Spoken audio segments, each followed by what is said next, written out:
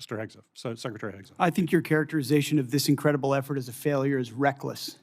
And I think it's irresponsible. And I think it smears the sacrifice of the troops that are out there making on behalf of the American people to ensure that Iran never gets a nuclear weapon. Shame on you and others who call this a quagmire and a failure, and then you want to turn around and say you support the warfighter. Either you do or you don't. Is the nuclear material still there, I can sir? get you a ticket out to CENTCOM and talk to what those Americans are doing, and how committed they are to this effort, and how they want to ensure that Iran never threatens their families with a nuclear weapon. That's the kind of intensity that our warfighters have about making sure that Iran isn't capable of doing that. Secretary Hegseth, if you listen to my comments, you would have heard me say how amazing our warfighters are. I heard failure. And the word heard, I heard exactly what you said. I will tell you how I use the word failure, because I use the word failure to their leaders. You, sir, are the failure, not the men and women who are on that front line, not the men and women who hold up their honor with distinction.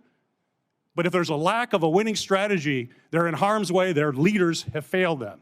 And that's what's happening. We have political leadership. You don't have a strategy. You don't have a long-term plan to actually win this war. Win the war.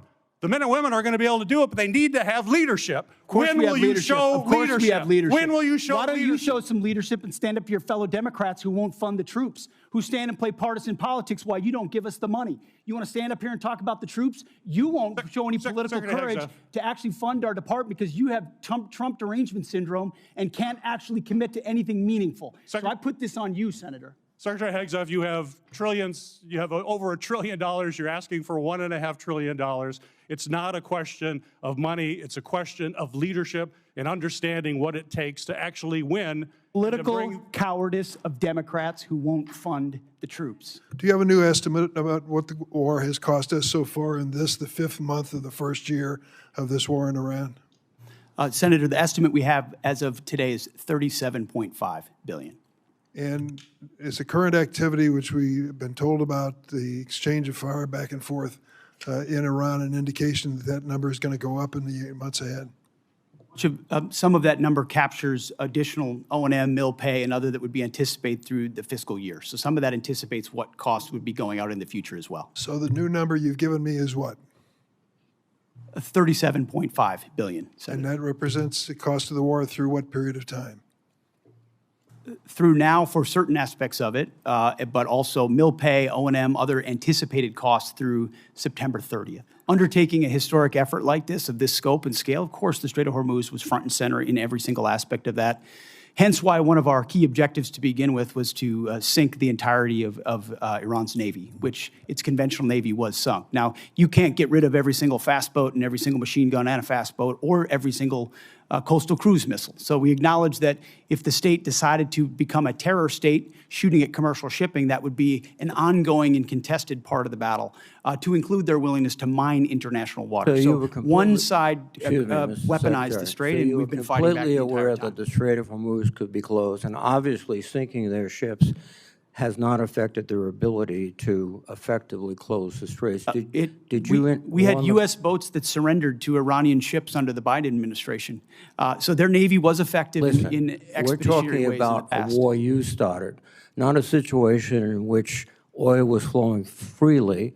There was no conflict. We weren't losing personnel as a result of Iranian actions. So your fallback to the Biden administration is just a very, very obvious excuse for what I think is probably, as you described so often, gross negligence. You did not fully inform the president that you would be in a situation where the Strait of Hormuz could be effectively closed, oil prices could surge, and effectively the Iranians could maintain their ability to strike back as they are right now. They just killed some of our servicemen last weekend.